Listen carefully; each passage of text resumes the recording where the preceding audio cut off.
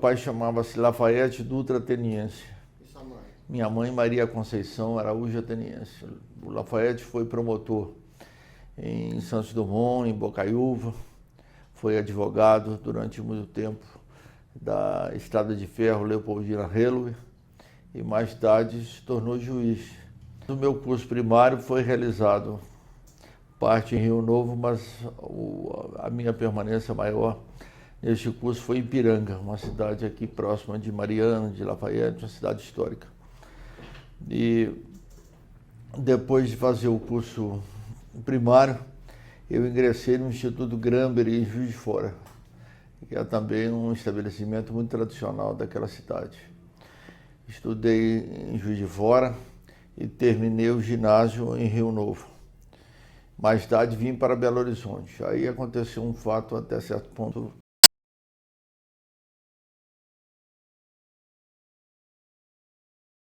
ia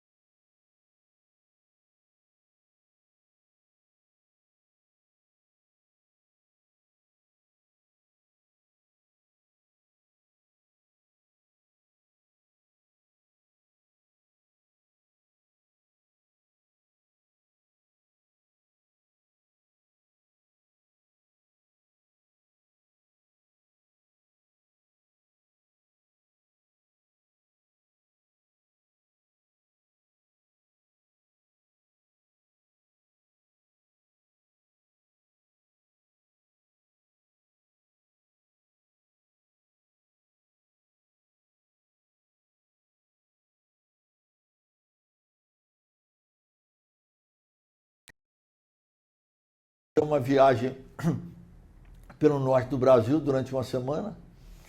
Enfim, ainda sobrou um caixazinho que me ajudou depois no casamento.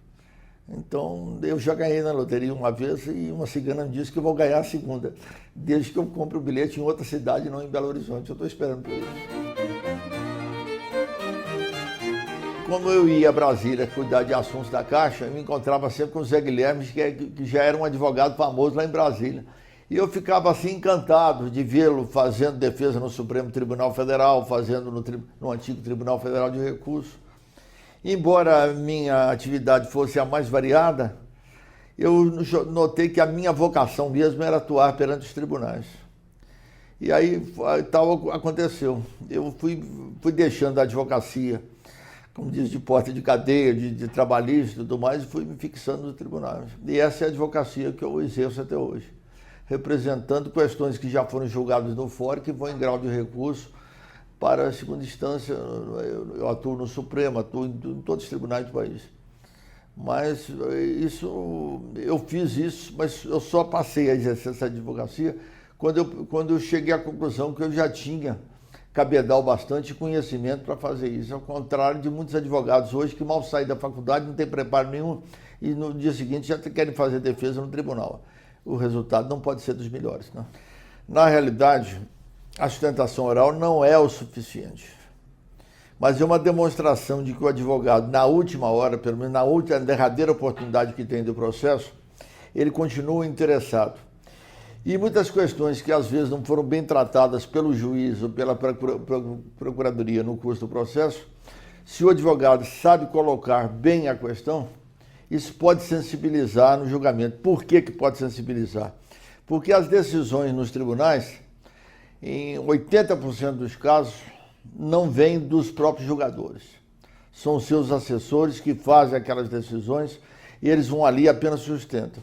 Se eu, por exemplo, sustento um determinado ponto que não foi alvo de consideração daquela assessoria, eu posso fazer reverter aquele resultado. Depende de conhecimento. Eu, às vezes, uma palavra, um detalhe que o advogado da parte contrária fala, quando eu venho falar depois, quando eu sou recorrido, eu aproveito aquilo. Eu mudo completamente uma defesa minha na hora. Hoje eu já tenho essa capacidade. Sobretudo conhecendo, quando eu olho ali os juízes que vão julgar, eu já sei a opinião deles a respeito de determinado assunto, vamos supor uma ação reivindicatória, uma matéria de locação, uma matéria de penal, raramente eu atuo. Então eu posso modificar, eu modifico tudo aquilo que eu vou falar de um momento para outro. E com isso muitas vezes colho de surpresa a parte contrária. Quando eu vou falar, eu tenho 15 minutos para falar. Os momentos que eu mais, os minutos que eu mais aproveito são os 5 primeiros.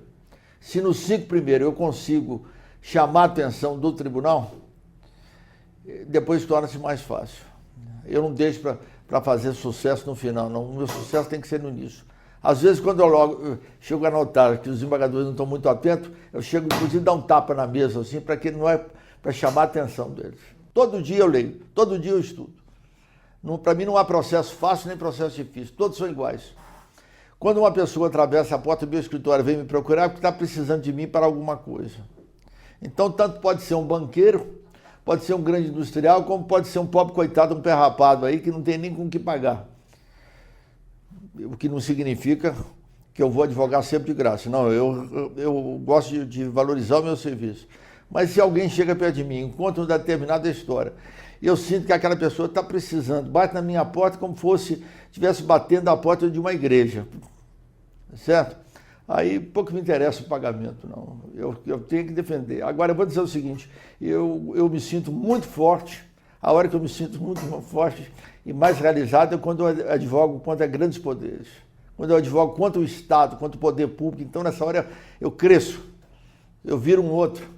Agora, como disse, bater em cachorro morto não me faz vantagem. Não. Aí eu fico muito sensibilizado.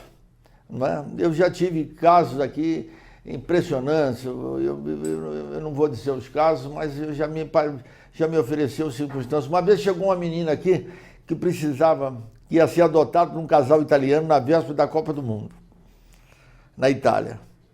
E eles numa luta, eles não tinham filhos, queriam adotar criança. O Ministério Público só criando dificuldades, não deixava levar para lá. E a menina era filha de um apanhador, dessa mulher que apanha café, lá na região de Ibiá. Aí, na hora que a menina não vai ser adotada, vai não ser, precisava tirar o passaporte, o tempo do cidadão lá na Itália, que ele havia conseguido, já estava terminando. Pois eu entrei com mandado de segurança contra o ato do juiz e do Ministério Público, que era o contrário, era levar a criança.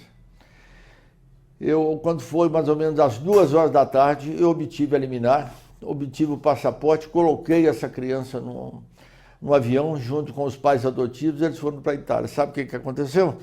Passado uns 2 ou 3 meses, eu estava em Nápoles, fui assistir um jogo da Argentina e Itália. A Itália até foi derrotada. Eles moravam em Nápoles. Depois eu fui visitá-los, quando eu cheguei assim, eles sabiam que eu ia visitar. A casa estava toda em festa, todo cheio de bandeiras, escrito assim, Auguri, doutor Aristóteles, grazie per tutti. Quer dizer, eles me agradecendo pelo fato de eu ter dado essa criança. Sabe o que é essa criança hoje? É médica, é uma médica ginecologista hoje em Nápoles. Quer dizer, desse jeito. Então essas coisas são gratificantes e me emocionam muito, porque se eu fosse contar o que eu já passei na vida, eu já fiz muito júri, também no início eu atuava em júri, fiz muito júri com o doutor Obregon Gonçalves, por exemplo, que é para mim, aquele que tem um braço só, para mim é uma das figuras maiúsculas da advocacia brasileira.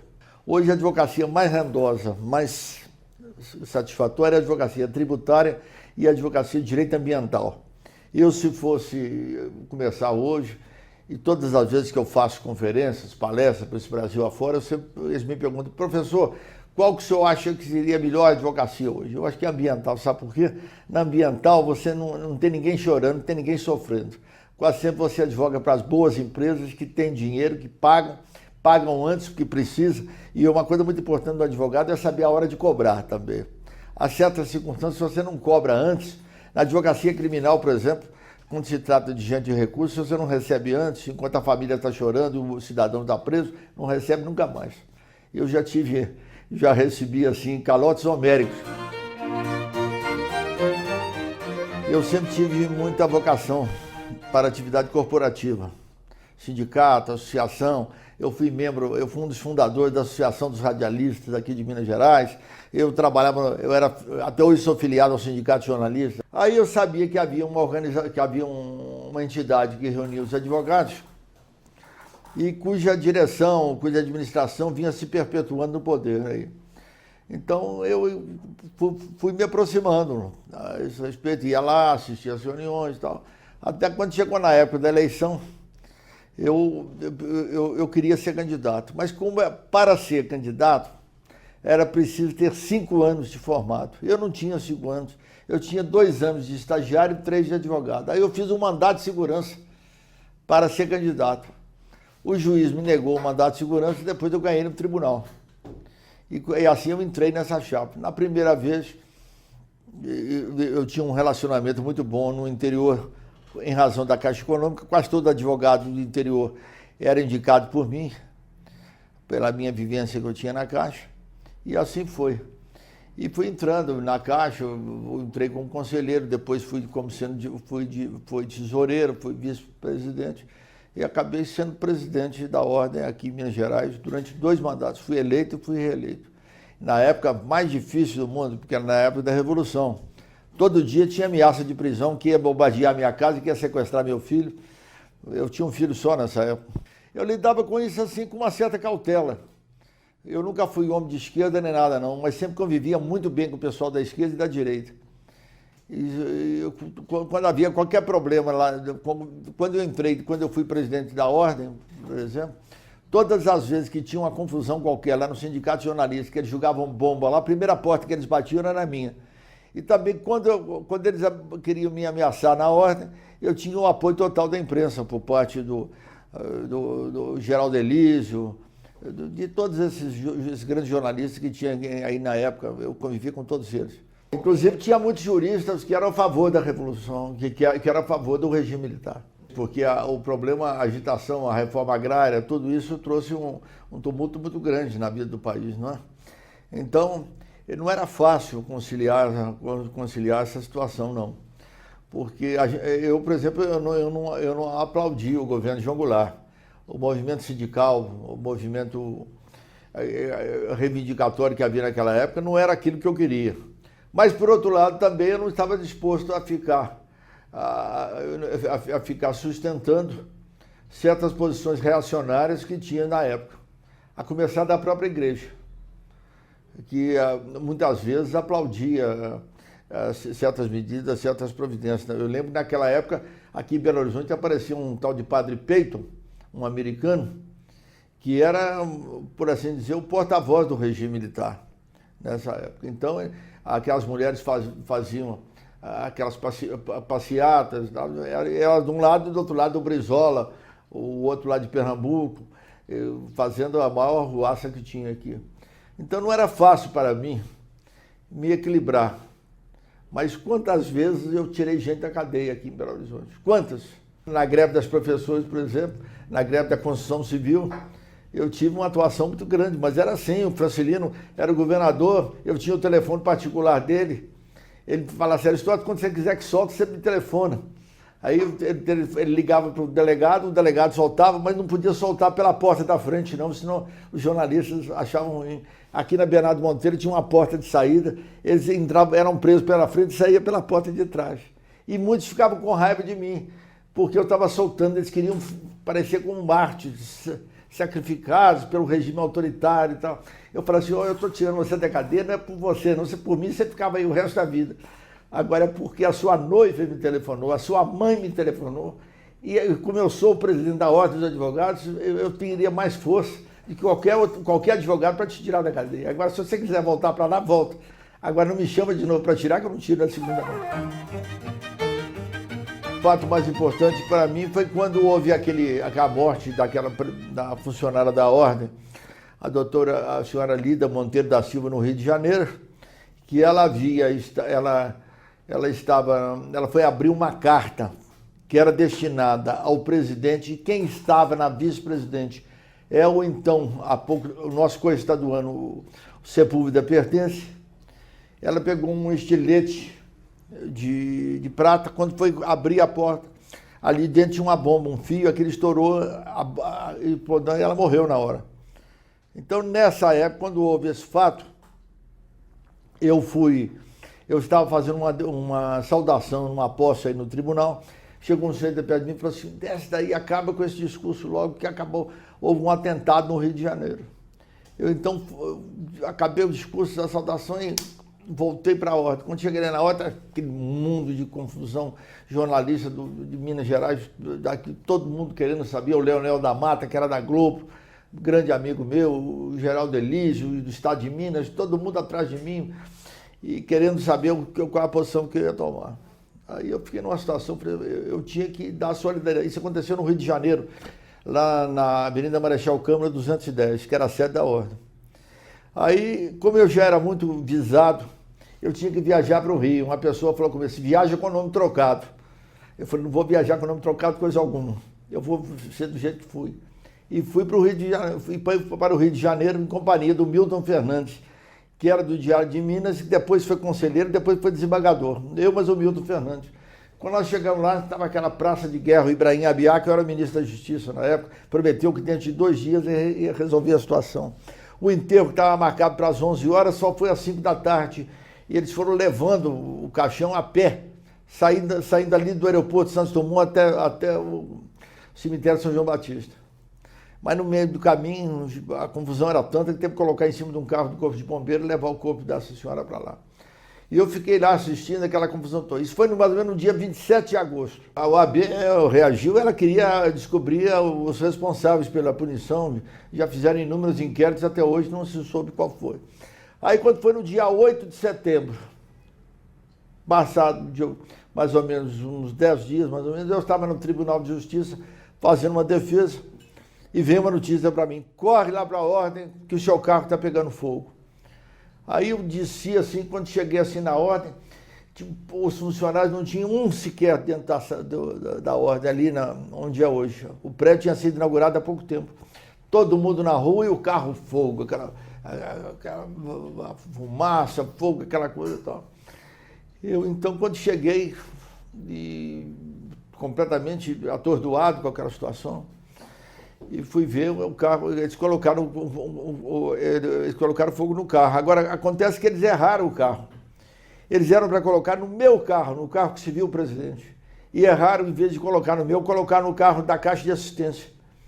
Então, abriu um inquérito. A polícia aqui de Minas falou que o inquérito era criminoso, que aquilo tinha como finalidade justamente atingir, tanto quanto possível, o presidente da ordem, que estava falando demais, que tinha ido lá no Rio de Janeiro, dado entrevista, participado do enterro e feito, se metido nessa confusão toda. E, no entanto, eles arrumaram um outro, eles erraram na hora de colocar o explosivo no carro. E qual foi? Aí a Polícia Federal fez o inquérito 3 meses depois. Sabe qual foi o resultado do inquérito? Dizendo o seguinte, é que o chofer do carro era um cidadão de cor que tinha apelido de Fumaça, que ele fumava muito, ele tanto fumava que era conhecido como Fumaça, que ele fumava tanto dentro do carro que caiu uma brasa assim que o carro explodiu. Então, enquanto a polícia de Minas dizia que o incêndio foi criminoso, foi para atingir justamente o presidente da ordem, o outro falou que foi um mero cigarro que tinha explodido. E assim esse inquérito foi arquivado e ficou... Se você quiser, vai na Polícia Federal, que eu te dou até os dados a respeito do inquérito, está arquivado lá até hoje. E era um atentado contra a minha pessoa. Agora, depois desse atentado, era demais. Todo dia eles davam... Eles ficavam achando que eu ia me acovardar, não acovardava. Ainda tinha uma particularidade, eu vivia bem com os militares. Quando chegava dia 25 de agosto, que era dia do soldado, eles mandavam um convite para eu ir assistir lá. Eles queriam saber se eu ia ou se eu não ia. Eu ia. Quando acabava de sair lá do 12RI, na porta estava cheio de jornalistas para fazer entrevista comigo. Quer dizer, eu tinha todo o respeito pelo general, pelo coronel, por todo mundo, lá dentro do Exército. Mas quando cheguei lá fora, eu era o presidente da ordem. Aí eu podia falar o que bem quisesse. E falava a respeito. Tanto esse fato foi tão interessante que mais tarde o general Coelho Neto, que era temido aqui como o homem mais violento que havia aqui no regime militar de então, um belo dia tinha uma eleição lá na ordem e ia começar às 9 horas da manhã. Quando eu leio o jornal, o que estava? Morte da mulher do Coelho Neto. Eu saí imediatamente, 5 horas da manhã, fui direto para a colina. Quando cheguei lá, ele estava lá. Quando eu cheguei, quer dizer, ele era o maior adversário que eu tinha aqui, um homem que ficava de olho de mim 24 horas por dia. Quando eu dei-lhe um abraço, levando as minhas condolências, ele chorou muito, eu chorei com ele, e nós ficamos amigos o resto da vida, até a morte dele. E era um homem de quem nós, na ordem, tínhamos um temor, porque não era fácil, né? Várias pessoas bateram a nossa porta. Então, os advogados eram o doutor Obregon Gonçalves, o doutor Ariosvaldo Campos Pires, o mais importante de todos. Nós todos íamos fazer a defesa deles. Quando chegou no dia 7 de setembro, um jornalista da Rádio Itatiaia, o Samuelito Mares, e mais um outro, que hoje até é desembargador, Gutenberg, que trabalhou no Jornal do Brasil, depois deixou o jornalismo, entrou hoje um magistrado mais alto respeito. Eles perderam os lugares nos jornais, foram processados lá em Juiz de Fora. E sabe quem é que defendeu? A Ordem dos Advogados. Não foi o jornal, não foi emissora, não foi nada. A pedido do Dídimo de Paiva, que era presidente do Sindicato Jornalista e outros mais, eu indiquei advogados que defenderam.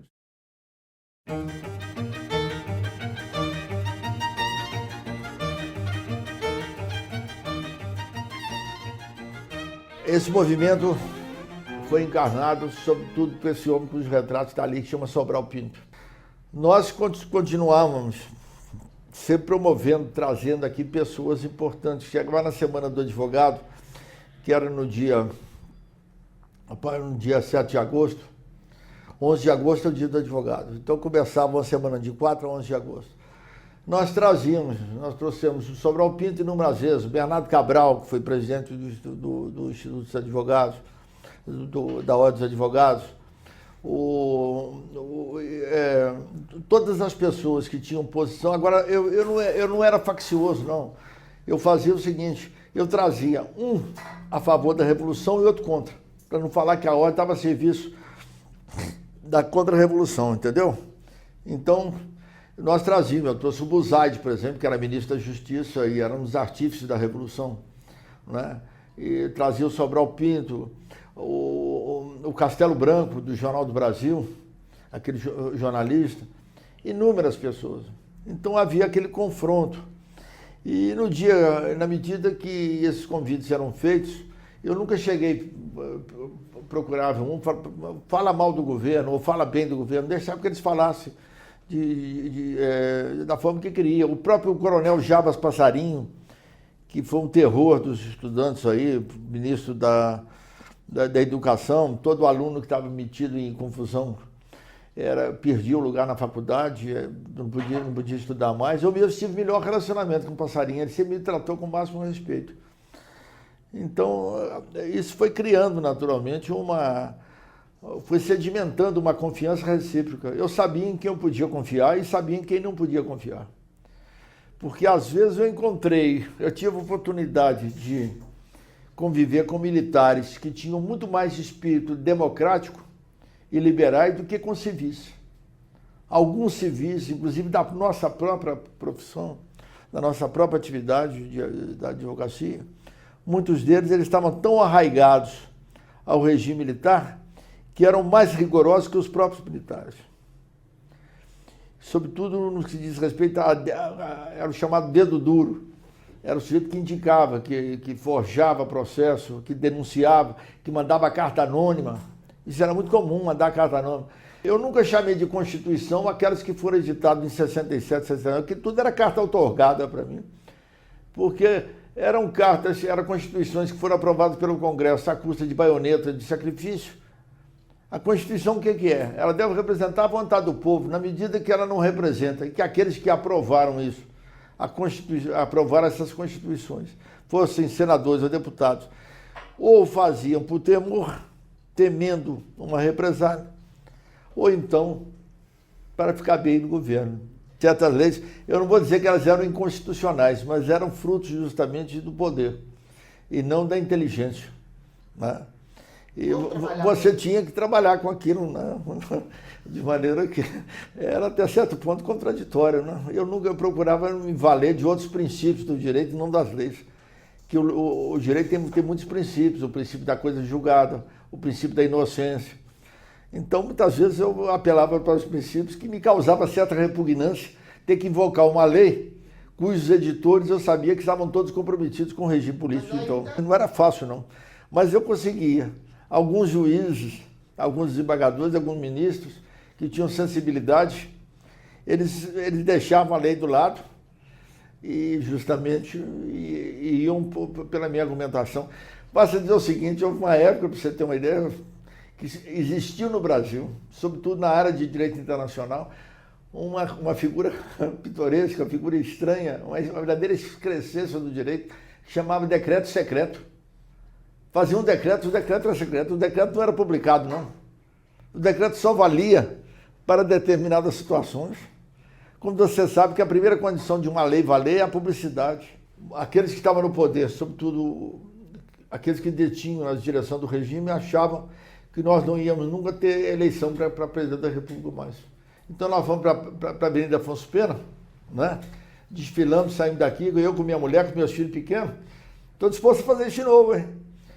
Sair de novo e falar, fomos em favor das diretas já, lutamos pelas diretas já. No dia 25 de abril, quando o projeto das diretas foi derrotado, eu estava em Ouro Preto, que era meu aniversário de casamento. Eu nasci no dia 25 de abril. Eu casei no dia 25 de abril. Eu chorei ali na Praça Tiradentes. Na hora que vi, nós perdemos. Nós não tivemos direta já, fomos derrotados. Depois, então, a emenda Dante de Oliveira, que criava as diretas já, ela foi restabelecida, não como emenda, mas através de um outro processo, que culminou com a eleição do Tancredo. Uma vez ele me contava que estava conversando com o general Golbery Couto Silva, e que o Golbery, ele falou numa embaixada lá em Brasília, você sabe que o Golbery foi um dos homens mais fortes que teve na Revolução, né? Era o chefe da Casa Civil do regime militar. Então dizia o Tancredo. Aí Aristóteles, falei com ele assim, general, com essa crise do petróleo que está havendo aí em razão do problema lá no Oriente Médio, no Sudeste Asiático, com as reivindicações populares em relação a melhores salários, com a insatisfação generalizada diante do que está acontecendo, ou que vem acontecendo nos últimos tempos, o senhor acha que ainda tem salvação para o Brasil? Isso o Tancredo dizendo, que ele perguntou ao Golbery. Aí que o Golbery virou-se para ele e disse assim, doutor Tancredo, senador, a gente nunca pode perder a fé na providência divina. Então dizia o Tancredo, você imagina, o governo está tão forte, ele se diz tão forte, que eles já estão apelando agora para a providência divina, porque se depender do governo não soluciona coisa alguma. Quando ele foi tomar posse, eu fui levar para ele um relatório que eu tinha feito a respeito do problema penitenciário no Brasil, em Minas Gerais. Como é que está, quantos presos tinha em Neves, o problema do depósito de presos na Lagoinha, a briga que havia, a desconfiança que havia entre a Secretaria de Educação, Secretaria de Segurança com a Secretaria do Interior de Justiça, cada uma querendo ser melhor do que a outra. Aí fui lá, ele ia tomar posse no dia seguinte, aqui no edifício Niemeyer. Aí a pessoa mandou buscar um café para mim, ele nunca entrava na conversa assim logo de saída. Depois eu falei, Aristóteles, o que que você vem aqui? O que que você quer? O governador, naquela época ele era governador, não era presidente. Eu vim aqui trazer para o senhor esse relatório. Ele ia tomar posse como governador, não era como presidente, não. Eu já chamando ele de governador. Vim trazer aqui esse relatório para que os senhores fiquem informados da situação penitenciária aqui em Minas, a gravidade da situação. Ele falou assim, ô Aristóteles, eu pensei que você vinha aqui me desejar um bom governo, me trazer esperança, você já vem trazer só coisa ruim. Eu falei, mas o senhor vai ter que conviver com ela, com essa crise. Eu espero que da próxima, quando o senhor deixar o governo, eu volte aqui no seu apartamento para felicitar que o senhor tenha resolvido isso. Ele bateu a mão nas minhas costas e falou assim, um advogado ninguém pode. E eu fui embora. Era assim, quer dizer, então eu acompanhei a situação toda no dia 14 de março, quando ele teve a crise, era aniversário do meu filho. Eu fui a Brasília para acompanhar aquela luta toda, não cheguei a São Paulo, mas acompanhava dia a dia, minuto a minuto, até que no dia 21 de abril ele se foi, né? Mas e assim foi, o Tancredo, toda a solenidade, toda a comemoração que havia de Semana do Advogado, que pudesse ter um reflexo político, ele falava lá na ordem. Lá. E eu me lembro dele uma vez, justamente nessa época ele estava na Rádio Itatiaia. Ele foi fazer um discurso no Minas Tênis Clube, em homenagem ao Evaldo Lodge, que era presidente da Federação das Indústrias, e acabou morrendo pouco tempo depois no desastre de automóvel. E ele teve uma frase que eu achei maravilhosa. Ele dizia assim, ele começou o discurso assim, quando falta liberdade na planície, os homens correm para as montanhas. É assim que ele começou. Quando falta liberdade na planície, os homens correm para as montanhas.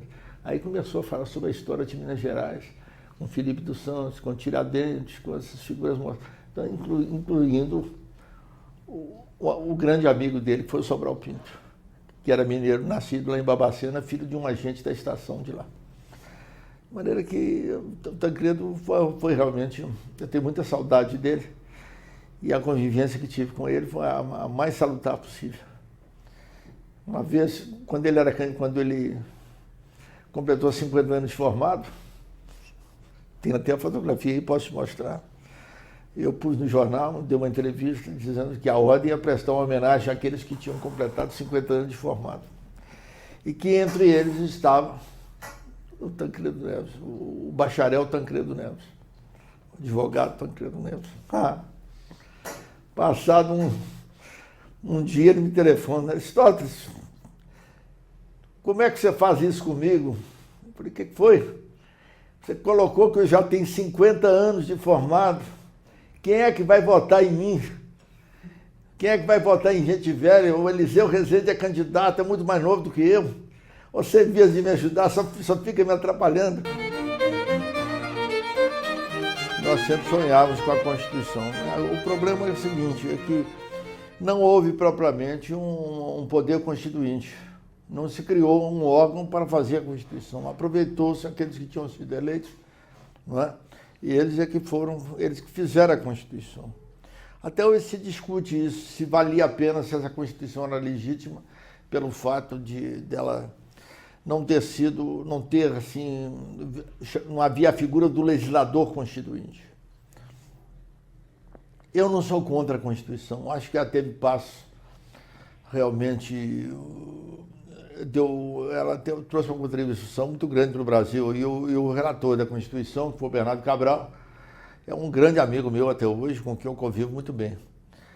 Acontece o seguinte, que muitas questões que foram colocadas na Constituição, elas ficaram ali apenas como norma, e não na realidade. Vou te dar um exemplo. Por exemplo, tem uma regra da Constituição que diz assim, quando o cidadão é preso, é obrigação da autoridade policial comunicar logo à família.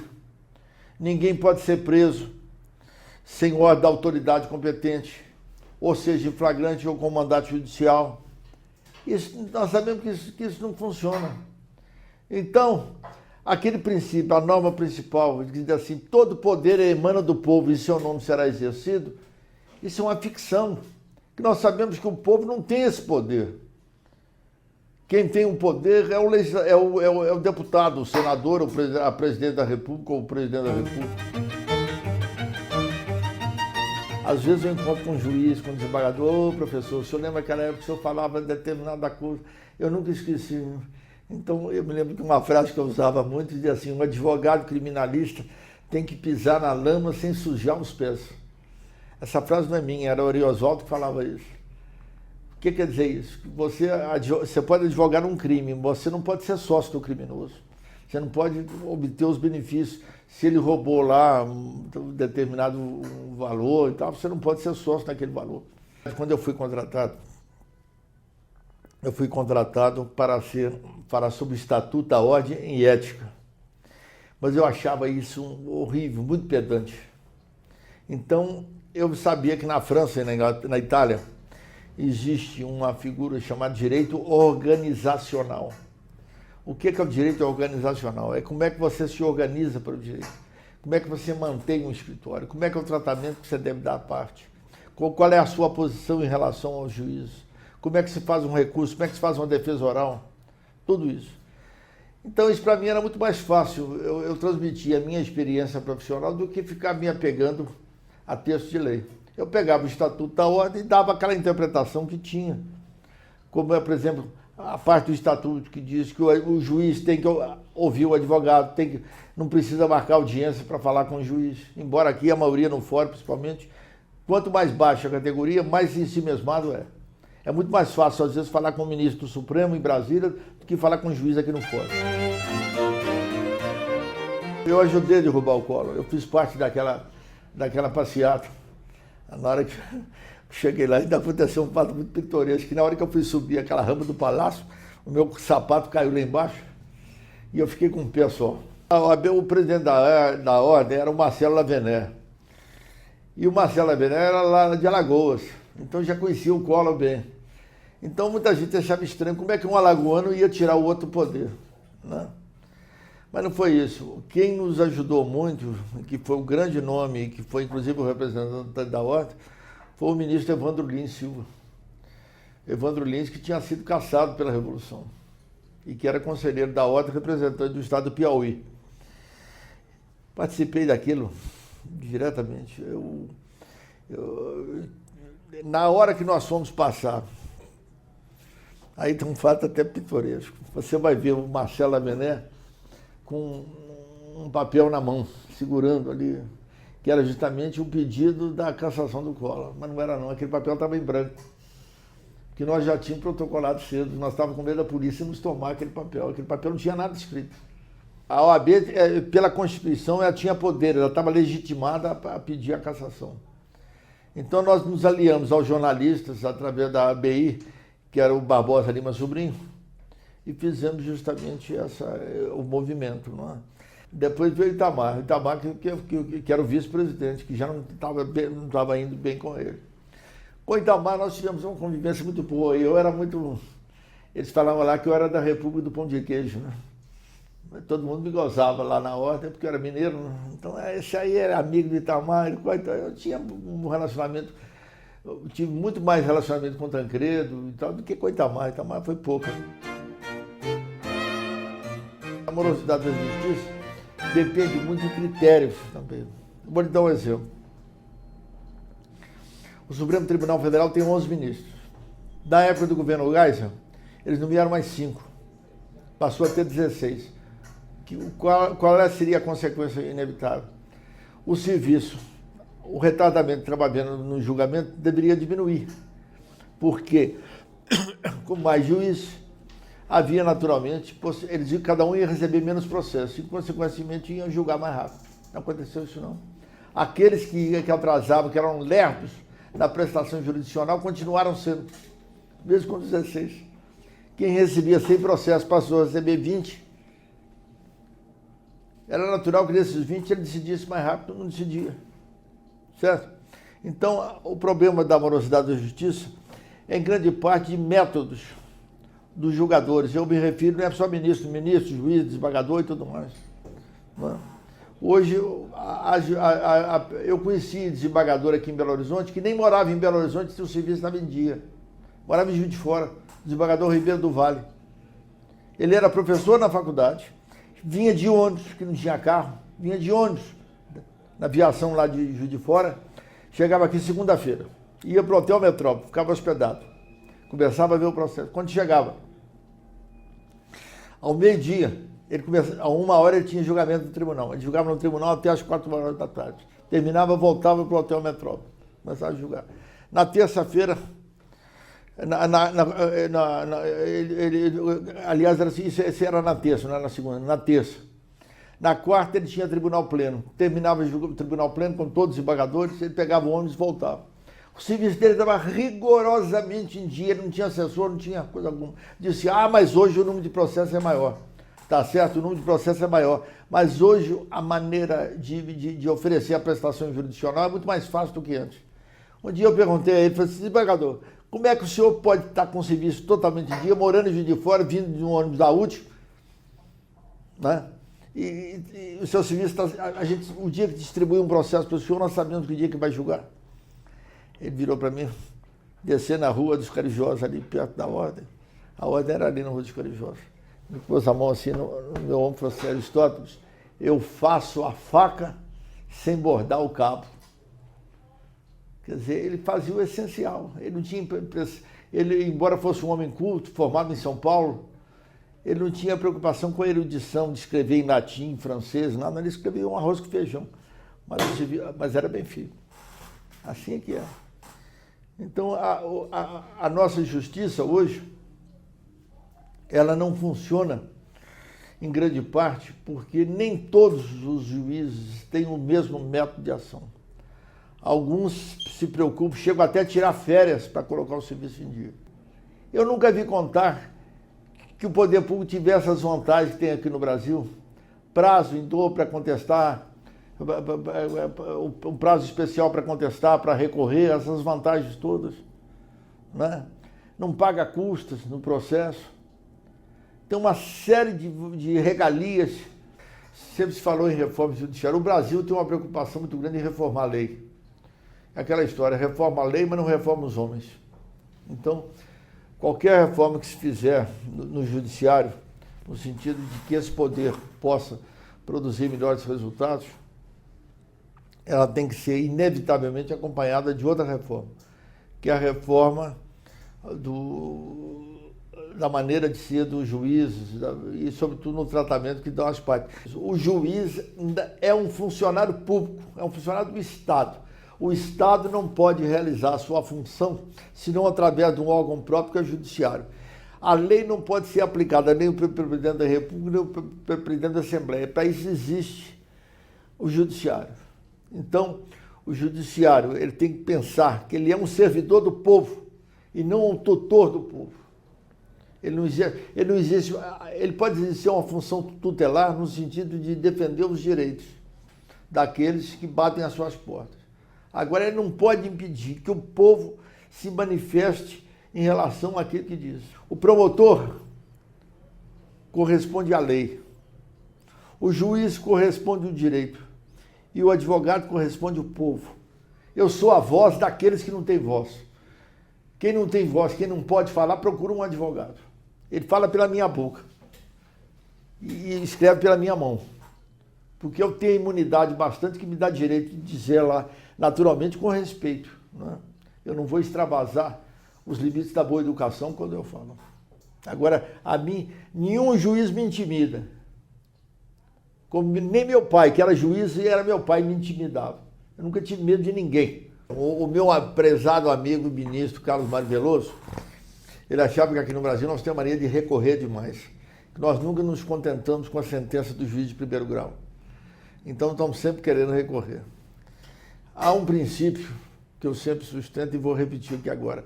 Diz assim: o vencido nunca é convencido. Quem perdeu nunca acha que tinha motivo para perder. E às vezes o advogado se vê numa situação muito estranha. O cidadão chega perto de mim aqui e diz assim: olha, eu queria que o senhor recorresse dessa decisão, mas não tem solução, seu caso é ruim, o senhor vai gastar mais dinheiro comigo, vai ficar numa expectativa durante mais tempo. Eu falei: acontece, doutor, se o senhor recorrer e eu chegar na minha cidade, na minha comarca, e falar que o doutor Aristóteles Ateniense recorreu da decisão que vai levar até o Supremo, a parte contrária faz acordo comigo. Entendeu? Então você fica naquela situação, uma situação assim até certo ponto desconfortável. Conciliação é importante, é uma obrigação. Eu acho que em todo processo, sobretudo de direito privado, deve haver uma tentativa de conciliação. Porque quando você tenta conciliar, a questão às vezes fica... Às vezes a parte não teve oportunidade de um olhar nos olhos do outro. E na conciliação isso acontece. Só que essas modificações que têm sido feitas, a começar, por exemplo, do Código de Defesa do Consumidor, é preciso que os juízes se acostumem a manejar com essas leis. E há certos juízes que eles têm horror de lei nova, porque eles só estudaram aquela, só conviveram com aquela. Quando vem uma nova trazendo nova assim, mas será que isso vai dar certo? Então, enquanto não há uma jurisprudência consolidada pelos tribunais, eles têm assim, uma certa timidez de aplicação. O juiz, às vezes, não tem muita preocupação de fundamentar as decisões. Ele julga e está julgado. E eu não concordo com isso. A Constituição, ela é clara nesse particular. Eu acho que o artigo 93, se não me engano, toda decisão tem que ser fundamentada. Ah, mas o juiz só coloca na sentença ou no acordo aquilo que lhe parece correto. Não, ele tem que examinar todas as questões. O fato dele optar por uma solução, por uma posição ou outra, não o dispensa naturalmente de examinar todas elas. E se o julgador, por simpatia ou não, ele às vezes se debruça mais sobre as questões postas por uma das partes e não dá o mesmo tratamento à outra, ele contraria o princípio da isonomia, de que todos são iguais perante a lei. Né? E no processo deve ser o artigo 125 do Código de Processo Civil. Então ele tem que examinar essas mesmas questões, tem que fazer com que essas questões sejam apreciadas. Eu não sou contra ter assessores, eu acho que deve ter assessores. Agora, é preciso que o juiz tenha uma vigilância grande em relação à sua assessoria, aquelas decisões que são proferidas. É indispensável que ele tenha. Ele não pode, às vezes, subscrever apenas uma decisão de um assessor, por mais competente que seja o professor. O assessor, ainda que seja um professor de direito, ele não pode fazer isso. Sabe quando é que a gente nota isso? Quando é que a gente sabe em que a função do assessor está sendo superior à do juiz? É quando a gente faz uma defesa oral. Isso comigo acontece com muita frequência. Quando eu acabei de fazer a defesa oral, o relator vira e diz assim: ouvi com atenção a defesa do doutor Joaquim da Silva, não vou dizer que seja minha. Eu vou pedir adiamento para rever o meu voto.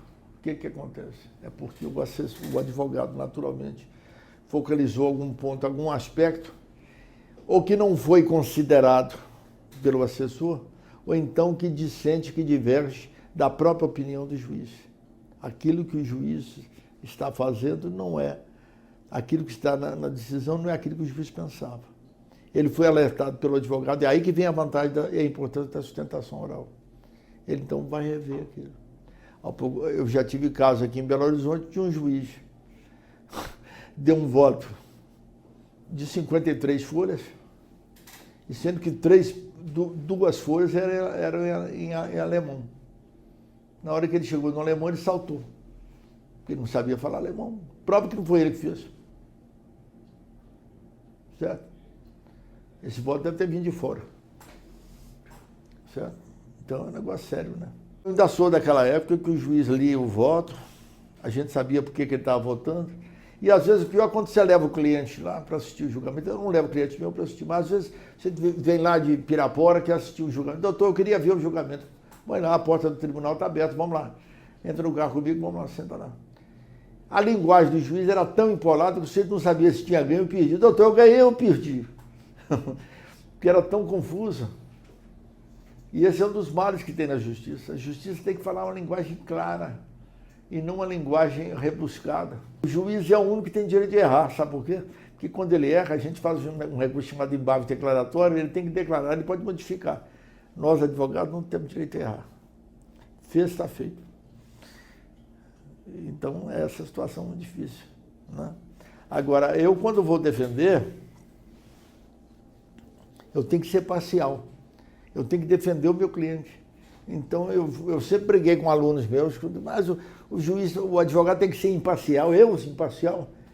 Que imparcialidade? Eu estou ganhando para isso.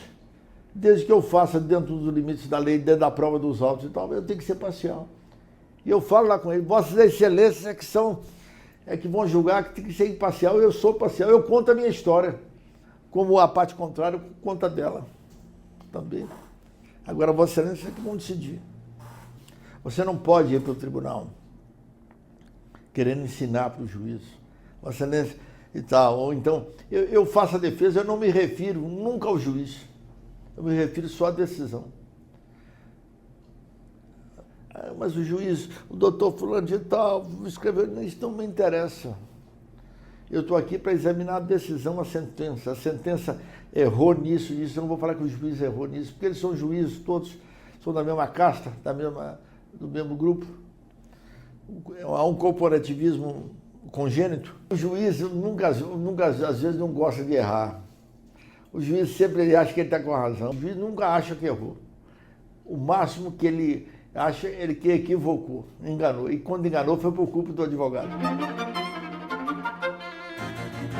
Eu fui 4 vezes conselheiro federal, fui secretário-geral da Ordem e fui vice-presidente nacional da Ordem. E quando vi como vice-presidente de 2004 a 2007, de